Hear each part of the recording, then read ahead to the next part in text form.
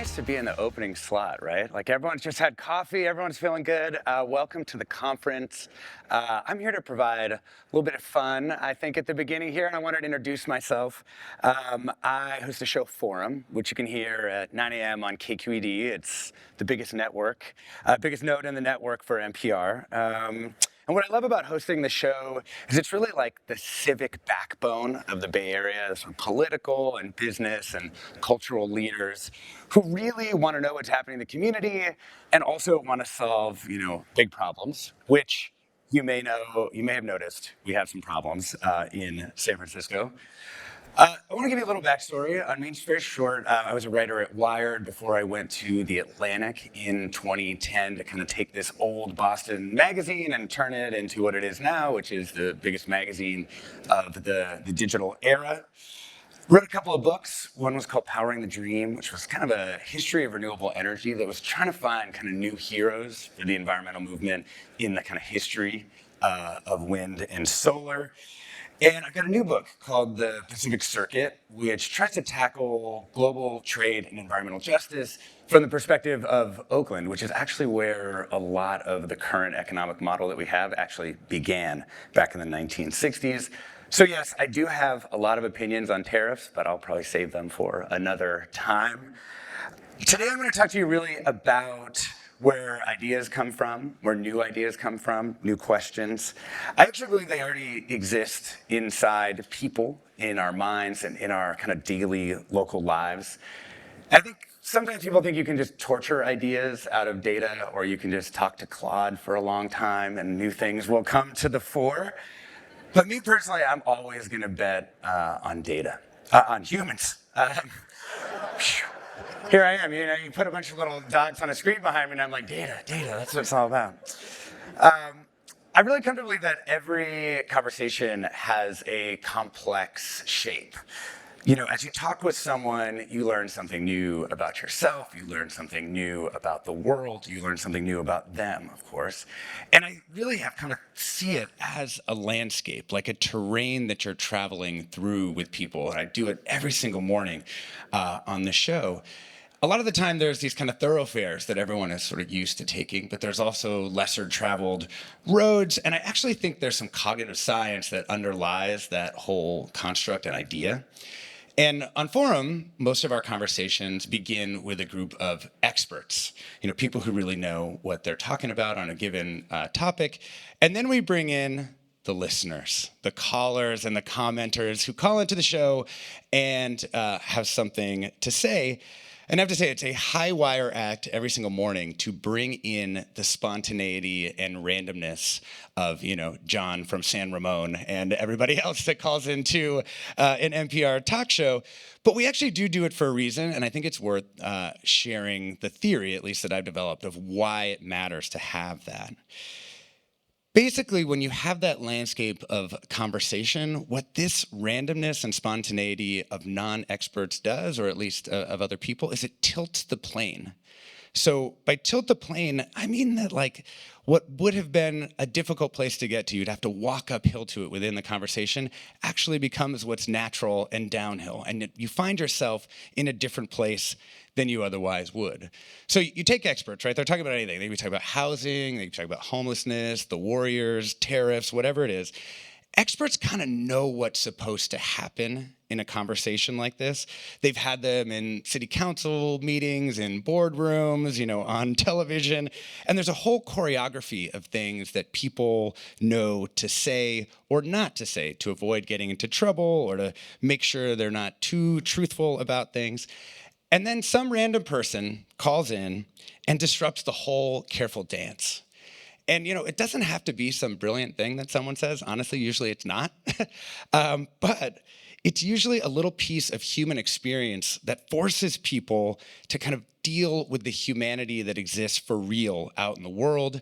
The whole plane tilts and we find ourselves in a new place. So a couple sort of little concrete examples of this. there was a show just this last week, you may have heard it. We're talking with 3 reporters about AI. So, reporters who cover AI tend to be somewhat skeptical, you may have noticed. And they were pretty guarded, talking about the value of, say, talking to Claude about your personal problems. They were worried maybe companies would be exploitative or not privacy protective, or maybe just people would get false hope that they were talking to, a higher intelligence and not, a large language model. Or on the other hand, maybe the models would be too effective and all the jobs would get taken, including those of therapists. Then, these are kind of reasonable worries. I think lots of people have them in some form. And then we had a caller, Paula in San Francisco. And she called in because she had a brain injury last year, traumatic brain injury. And though she's fine, it left her with like a few little cognitive quirks and gaps, like things in the way that her brain was working that she wasn't always quite sure about. And what she found was that feeding some of her work product into Claude helped her find those gaps and was really helpful for her. She also had just gone through a divorce. Seems like a hard year for her. And though she had a therapist, she had friends, she also found that talking to Claude, a little solo chat, was actually quite comforting. And though it was nothing like tremendous, the whole conversation changed. And you saw these AI reporters trying to incorporate somebody's real humanity. People aren't using these tools because they think artificial general intelligence should or should not take over the world. They're just trying to make sense of them and use them in a way that helps their lives. One person I've talked to about Forum, she's actually from the D School at Stanford. She calls the way we do our show human-centered. They are big into human-centered design, which I always think is kind of funny because, of course, it's human-centered. It's conversations between people, but there's a kind of a point to it, I think. It's harder to just have talking points and theories when there are actual people's experiences there live on the air with us. And I'll give you another example. There's probably no topic that we have covered more than homelessness, for obvious reasons. Being a show based in San Francisco, we've probably done like 50, maybe even 100 shows.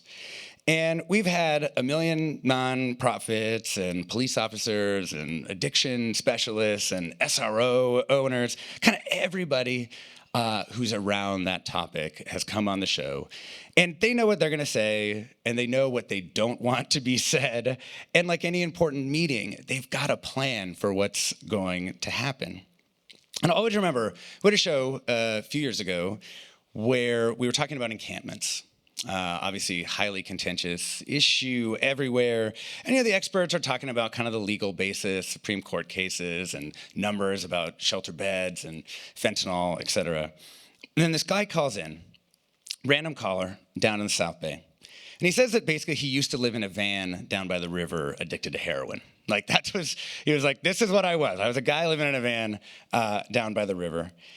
And he wasn't calling in to support any particular policy, but he wanted people to know kind of what was happening for people living in those spaces, which are shamed by communities and ignored by society. And he said that people there have 2 things that almost no one in America actually does have: community and purpose, he said. Taking care of each other, finding drugs, defending themselves from other people. These communities actually develop those 2 things. And suddenly, the difficulty of dealing with encampments made so much more sense to me, right?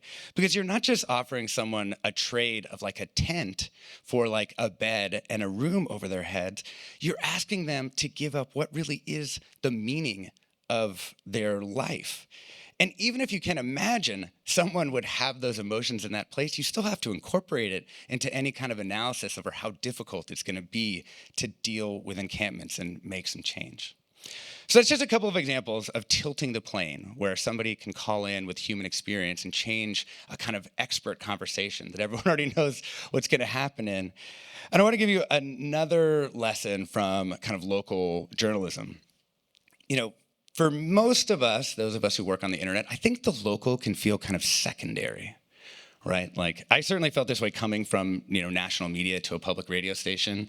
I was like, all right, being of local service is civically important, but I didn't think that it would be particularly revealing necessarily.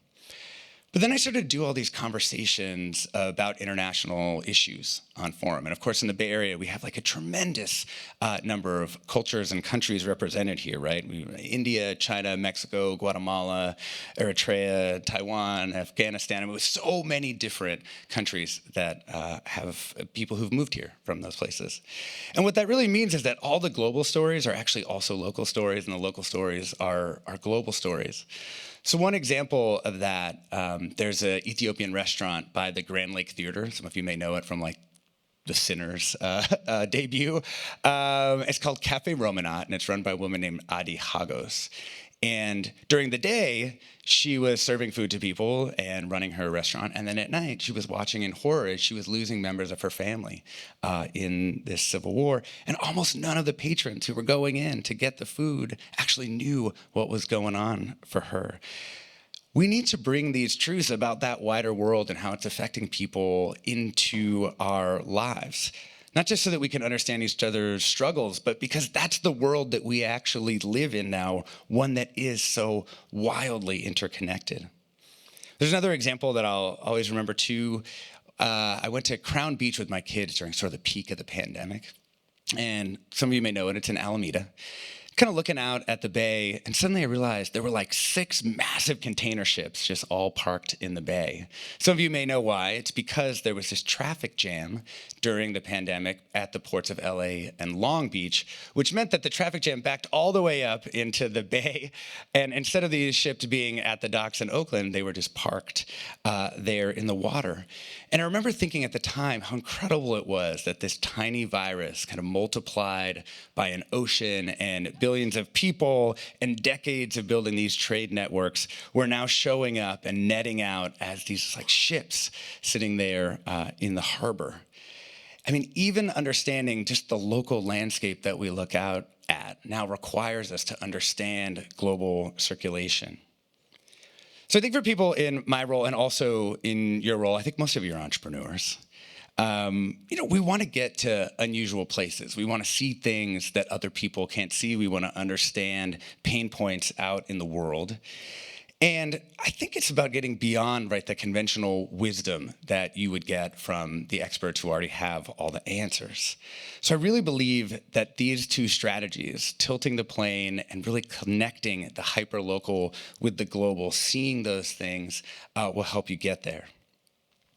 To close, I spent a lot of time reading about cognitive science and artificial intelligence, playing with the different large language models. I'm sure everyone here has done similar things. And people spend so much time focused on prompt engineering, right? Digging around in this vast high-dimensional space of the AI, looking for like the exact right answer or idea or like little bit of insight. But how many people spend that amount of time thinking about prompt engineering for other human beings? Someone who might not yield the exact right answer at the moment in the way something has been asked, but does actually have what you need in the vast latent space of their own memory and knowledge experience, what with humans we would call a life. Walt Whitman famously said, "I contain multitudes," but we really all do. And I think if prompt engineering and the way we're using these large language models tells us anything, it's that all intelligent systems, humans included, will provide very different responses based on the way that you ask the questions. So, of course, data is important. Everyone needs to make quantitative cases for things. But when you're looking for new questions, when you're looking for fresh angles, again, I would put my money on humans. Because our success as a species, when it comes down to it, is this incredible compression of the world that we call language, which allows us to transmit an almost unbelievable amount of wisdom and experience between individuals as easily as just saying, "I contain multitudes." And it's that magic of language, that compression, that the current generation of AI actually exploits so wonderfully. But humans are the ones who invented language, and we're still the best at it. And 4 years of live conversation on the radio has convinced me that there's so much more to each and every person than we ever give them credit for or usually find out. But to find that larger person inside all of us, I think it takes a kind of wild curiosity. I think it takes a boldness and a generous heart to be willing to go with people on their journey wherever a conversation takes you. And the reward of finding some new territory or discovering a crucial insight long into a winding dialogue, those things are not only valuable, they're also meaningful. A conversation you really invest in will also inevitably have an impact on you. I've always loved the science fiction writer Octavia Butler. Some people may know her, Parable of the Sower. She invented a religion, Earthseed, and one of the very first tenets is so simple and beautiful. It seems like a great invocation for the beginning of a conference, and I want to leave you with it. She says, all that you touch, you change, and all that you change changes you. Thank you so much. Have a great conference.